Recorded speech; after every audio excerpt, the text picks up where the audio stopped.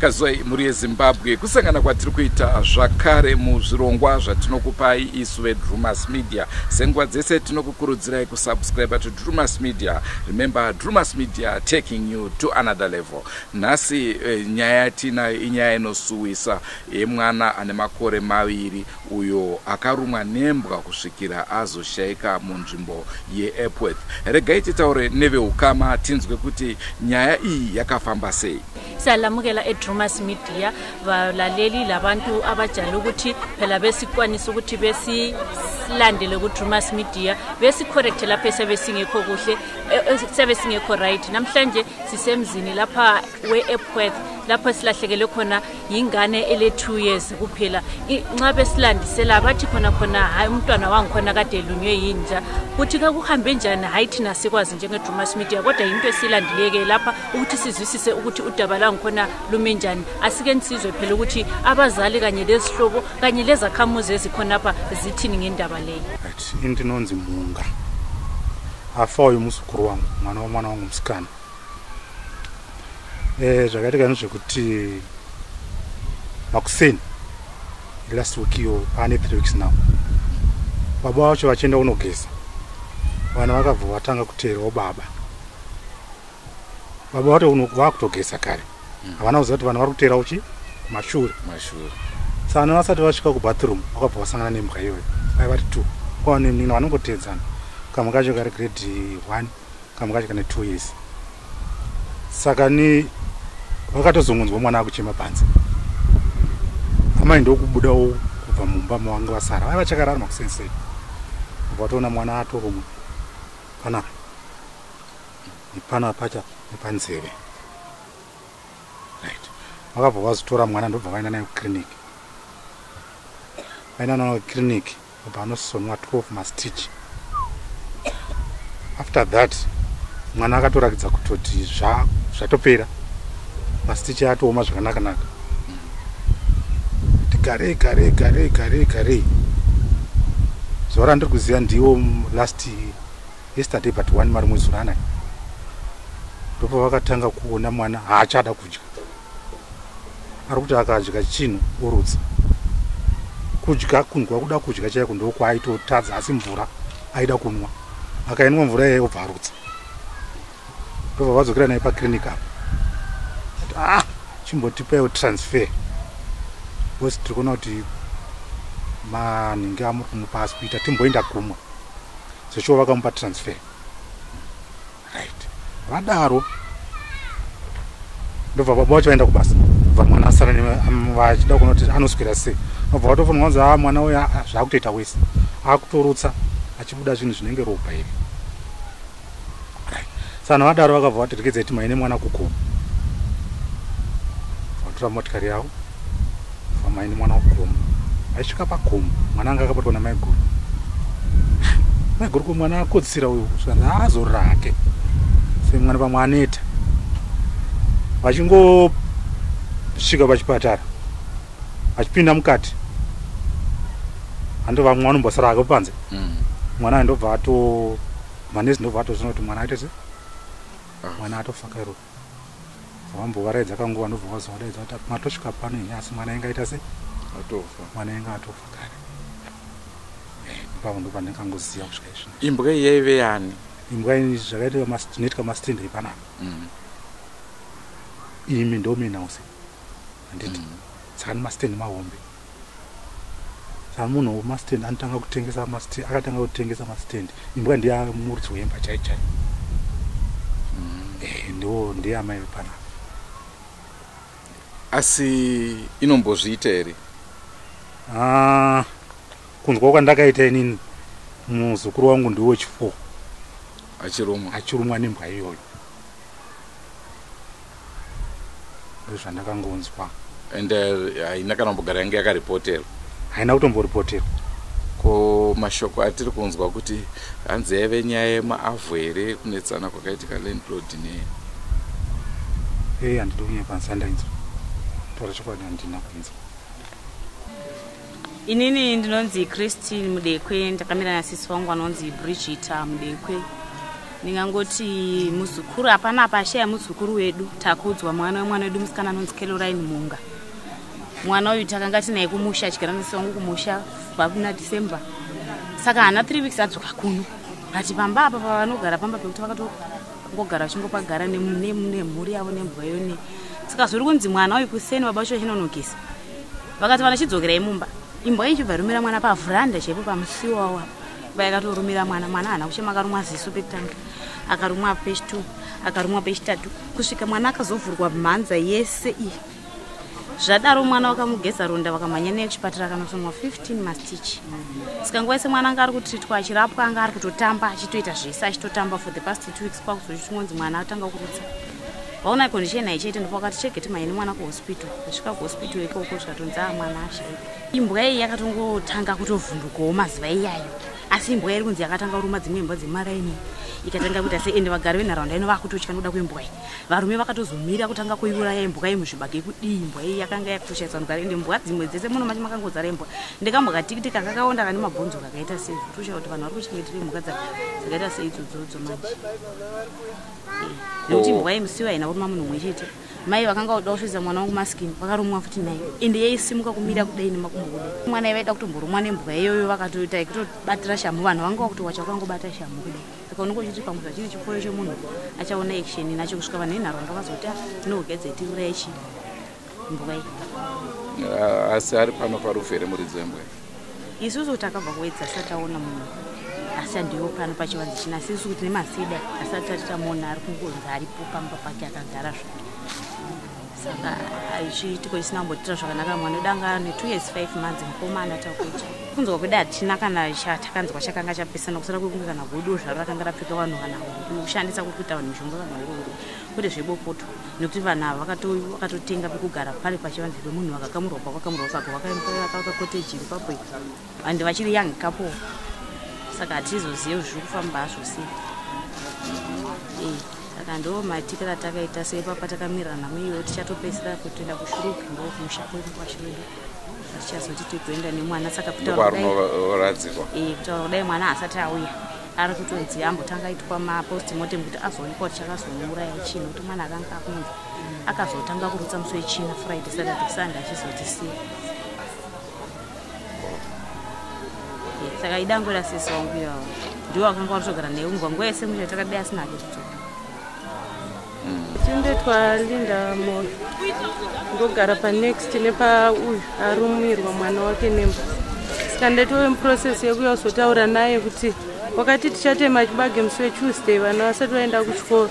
Saka ndiri munzira ndakatowana akagara pasi achiti mwana wangu arumwa nembwa. Akatotanga kudezera maitina bwe ndini munhu ari close naye kuno. Maitina mwana wangu arumwa nechi arumwa nembwa.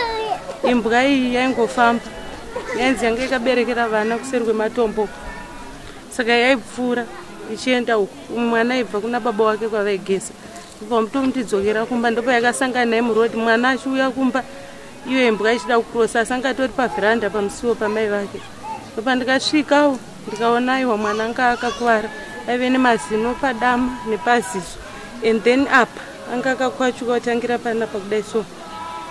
Saka inini ndichisvika ndakuzviona kuti mwana ndo zvakaita sei ndo zvakaita ndaingona ropa kuyerera. Baba ndakachitora dhuku ranga akasunga musoro make ndichida kuti tisunge mwana musoro ndobva takaona mwana akanga akatsemuka pese kudai. Chibva tanziwe nevamwe muisei mugezei nemvura kuti ropa risadunduvire pai musoro. Ndobva tamugezesa nemvura mwana mbva asungwa nedhuku riya mbva aenda kukiliniki. Kukiliniki ndakazenge ndisisipo hangu akanuva akandudzwa kuti akanobayiwa mainjection akaitwa zvese akazosova. Asi paakadzoka mwana airatidza kuti aitamba zvakanaka. Atozoti musi wechitatu maimondo andopakatoti mwana wangu haasi kunzwa musha. Ndikamuonawo zvesho airatidza kuti mwana haasi kunzwa musha. Ndopakachiti Thursday mwana anga akutanga kurutsa chikafu chaanga ainacho mudumbu. Friday mwana akanga akungorutsa furo nezvimwe zvakaita black. Zvokuti isusu kuti tizive kuti zvazviri zvii takatadza kuzvitsanangura kuti titi zviri zvii. Saka Saturday akaswera mwana achiri Friday achirutsa Saturday achirutsa Sunday mwana akangoswera achirutsa kusvika zuva ravira achizotorwa achibva panapa vachienda naye kuhospital.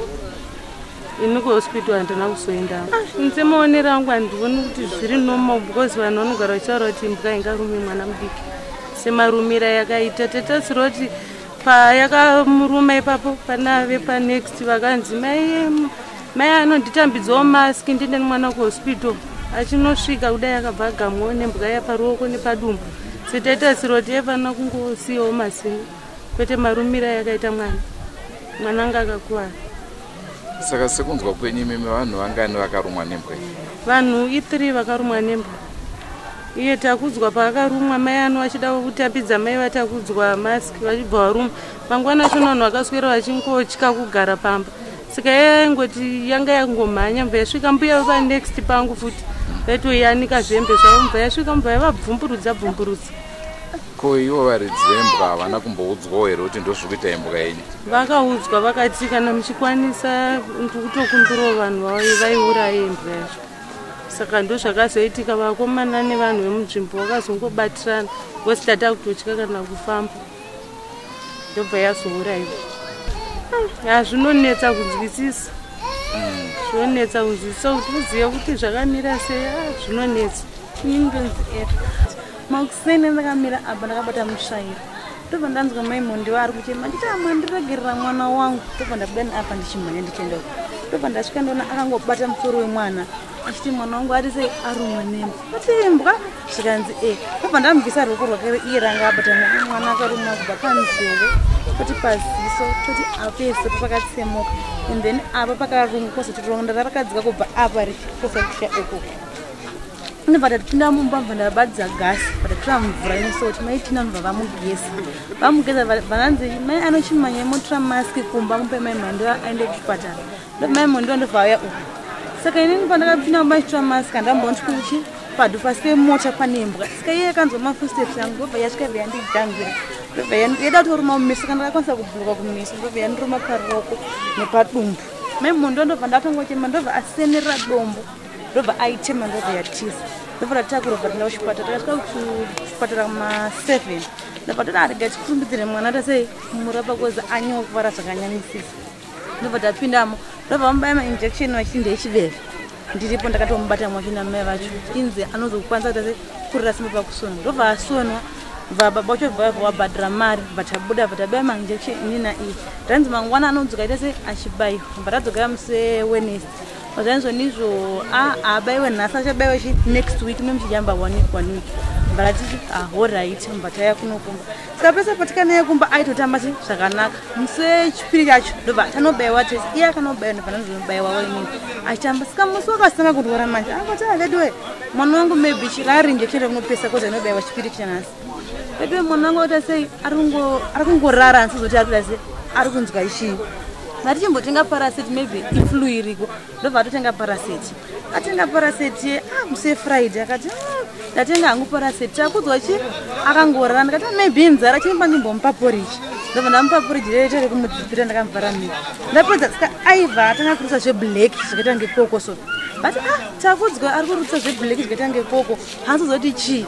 Tanzata maybe chi iflu yana inozati mangwana yekuchipatara. Saturday makuseni abva naye kuchipatara vanzi afanobayiwa injection nemimwe injection chiri akabayiwa nemapiritsi mbaba injection vaya nezinc hydra namoxilin yake nemwe parasite yeyellow fever. Ndobva tosvika naye kumba ndobva ndazobuda ndinotengesa sande manje ndati akabuda achichema ndasangana naye apa uri kuchemeza ndati mwana wangu atanga nematunzi kwakunoedza achindiramba achingovhumuka ndikuti ari kuti kudii. Saka ndaenda naye kuhospital ndoti musoro wemwana wangu uri right and chicha pamwe pane chi chakanganiswa kozi ndiko akarapira. Right bva ndamusvisa apo bva akwira komubva aenda. Bva ndasanisha basa mbo kwake mbva adzoka masikati. Mwana wemanje kuti paakadzoka kuti atsike pasi anga asingadi. Mvura yekunwa aita yekuzvidira yeye kuti anda mvura yekunwa kuti ubva arasa kapo. Ariti ako chi aingoti ndoda dedi kozi kanga rikadika ne2 years 3 months. Uri achini ndoda dedi. Anonditakure ndobva ndamusimudza. Kamata vedwe mwana wangu andazviri right. Anoita maimondi wayocheredza kuti kuchema. Zvazvanizvo alright. Avati anoleta pot. Kubotra pot. Agari papoti anga singakwanise mwana. Avati anditakure chi mmoja fata rega ndimbogeza ndibate mwana. Patambata mbasikari pamba. kumafoni abvo ndingamuri ndakanapona vanhu vechechi mai avo vakamira pane vamwe wavo mwana atiriri kuti manje asi kubva kuseni kwese aingurita zveblack zvipi zveshe takudzwa chii akutonyatsa kuti kwese kwati ukangobatana spunu ndoambana mvura che aingurutsa akabachi ingava kapu time vasinzi handi zamapasti 6 shande nekugomo kwezi mwana wese chinyayache haichaiti ndopakatakurwa ndinayo chipatara ndakasifonoma 8 ndabudi washaya mudekwe Darlington. So patakanzwa chiitiko chichaitika hatina kunyanya kufadzwa nazvo ende tichinzwa vagari kana vari muno musoro zvari kutaura nembwa dzacho imbwa dziya dzitori world saka vanhu vakutongotya chero kuti woita sei saka hatina kuzonyanya kufadzwa manje nekuda kuti mbuya varidzi vembwa munhu aitorambira nembwa yake kuti idi iurayiwe kana kuti ite sei kana kuti vati hamene kuti pamwe aidzibayisa kana kuti havasi here but hapana sofa asati ane anza navo kana tizive zvakamira sei saka tichiri pakuchema tichiti kuchema kukaperawo tochizonyatsonzwisa kuti zvinhu zvakamira sei but tiri kubatikana nazvo kange keri kwekutanga inombobvira yaruma munhu imbwa iyi pakubva kanguva katakagara nayo inombobvira yaruma munhu zvakatozongotangirawo ipapo. Saka tikunzwa kunzi pane vamwe vatotiratidza vanga vachiti vakarumwa zvakaitika one day here zvakaitika mazuva akasiyana vakuradzai vanga vanogona kunge vari vanogara pano izvo zvakaitika one day zvemwana nezvavo one day vakarumwa vese semuridzi wembwa pane here action yamakamboedzawo kutora kuti mudzire chiitiko chakadaro kuti chisarambe chichiitika kune vamwe vanhu kuti chiitiko chakadaro chisarambe chichiitika kune vamwe vanhu takangoona kuti isusu sevanhu vechikadzi tinogara tega tiri vakadzi pano hapana zvimwe zvatokwanisa kuita kutoti mbwa iyo iurayiwe tikaona kuti ndokunotoona kuti chiitiko ichirege kuramba chichiitika ndobva yangourayiwawo. Pakanaka ndataurawo nani naLucy Mtukumira. Ngiyathemba njalo lizwile phela njengoba ngingakhuluma ngebizo lami oqalise ngingu-Opha Mpofu ayithemba ngilizwile ngosizo olwenzakale lizwile ngodubo lwehlele kule ifamily esithe sakhuluma la lizwile ukuthi abantu kade besithini ngembono yabo benye besithi hayi yinja nje ekade izihambela ngoba kade lo mdlwane kwadinde chekuti inyaya inorwadza inyaya inobaya pamoyo vedwe zvoitwa sei zvofambiswa sei kubva kwandiri Andrew Neshamba nemhuri yese yeDrumas Media tinoti muve nenguva yakanaka musakanganwe zvakare kusubscribe kuDrumas Media. Remember, Drumas Media taking you to another level.